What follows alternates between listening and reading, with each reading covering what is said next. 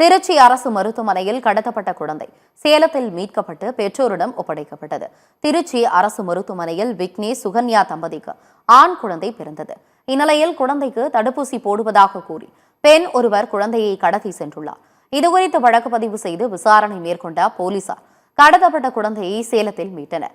துரிதமாக செயல்பட்ட போலீசார் கடத்தப்பட்ட குழந்தையை 7 மணி நேரத்தில் மீட்டு பெற்றோரிடம் ஒப்படைத்தனர்.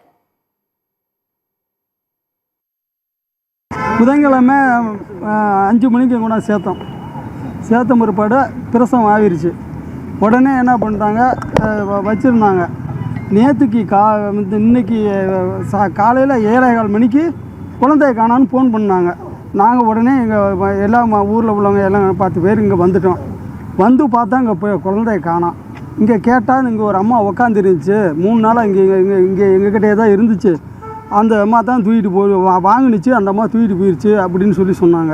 பொண்ணை காணான்னு ஃபோன் பண்ணாங்க. அதுக்கப்புறம் அப்பாவை வர சொன்னேன். அவங்க வந்து அப்புறம் பார்த்துட்டு அப்புறம் ஸ்டேஷனில் கம்ப்ளைண்ட் பண்ணியிருந்தாங்க. அதுக்கப்புறம் ஒவ்வொருத்தராக ஃபோன் பண்ணாங்க, வீடியோவில் வந்து கால் பண்ணியிருந்தாங்க.